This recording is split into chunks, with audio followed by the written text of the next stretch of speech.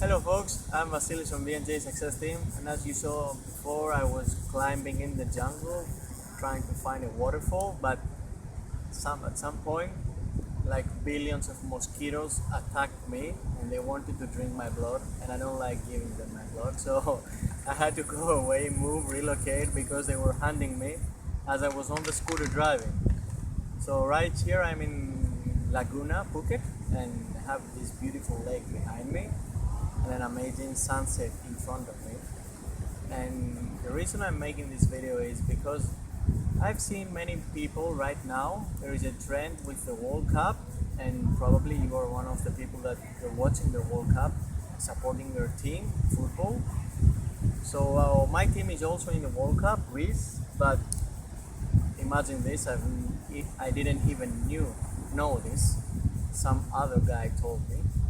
So I decided to quit watching TV since I was like 25, 26 years old. I think nearly 2007, 2008, somewhere there. And it did only good to me. And as you know, football, there are many people that support that it's very good, and it promotes fitness, it promotes positive energy, it promotes people coming together and fun and competition. But let me tell you some things that you probably never heard before, and there are some of the reasons that I choose not to watch football and instead I'm going out for a walk or maybe read a good book or listen to some audios. So let's begin and note these things down. They might help you. I don't know, you might put them to use, you might say that he's stupid, he might don't know what he's saying, but this is my opinion and I hope it might help you. So fact number one is that football endorses violence. And what I mean is that when people are going to the stadium, most of the cases you see many events that there are fights, people fighting each other, fighting for their team. It's like a religious passion about their team, and they end up breaking things, starting up fires.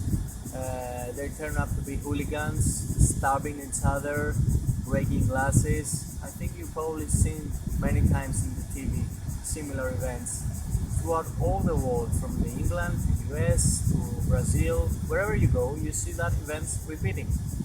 So football, in one fact, endorses violence, and you don't understand it because it's subconscious, because of the adrenaline rush that is going around in the stadium. Most of the people, maybe 70% of the people over there are men, so it's a masculine adrenaline, and that you don't understand, and it puts you subconsciously to that mood. It's something that you don't want for your environment and you don't want in order to be successful. So fact number two is that football endorses alcoholism. And you might say that how I think of that. If you ever watch a big sports event, football event, you've probably seen that during the pause for the advertisement part, the time for the advertisement, you will probably see car dealerships or big beer brands and alcohol brands. So on one side you have football and a sport that promotes fitness and it's supposed to be good, and from the other side you have beer and alcohol promoting during the advertisement time. So how can this fit together? I mean, how a sport can be, and alcohol can be good for fitness. I don't understand this. But the thing that I understand is that when you go again to a football match, stadium, a lot of the people there are already drunk. They're drinking beers. Even if they watch on the TV in a pub or a club, they're drinking. So football makes them drink. So it turns them slowly to alcoholics, and again it promotes violence because after getting drunk, what you do, you turn up to violence and you don't understand what you do. Something else, still you might have not think about that football puts you in a win-lose situation, and this is something that you don't want if you want to achieve greater good and better results in your life. And what I mean is that when it puts you in a win-lose situation, that means that the winner takes it all, takes the prizes, takes the rewards, takes the recognition, and all the people are cheering for the winner, and the loser takes nothing, and no one remembers of the loser nowhere again. So that's not good for your mentality, because if you want to succeed in your life, if you want to move on to your relationship, to your business, to your friendships, wherever you want to move in front, you have to go through a win-win situation. You win when other people win with you. So if you're thinking in a win-lose environment, this is not good. This is not good for your future. Let me go deeper to the part that I told you, that people get religiously passionate about football and supporting their team.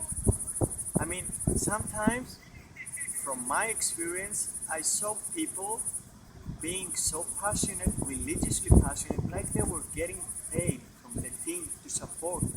So they were spending money to follow the team wherever in the world, and then they were trying to persuade you to change your beliefs about the sports team you were supporting, and they were getting angry and mad if you didn't support their team, and they tried to fight you or create bad situations. And I mean, are you getting paid to do all this? I don't understand where all this passion comes from.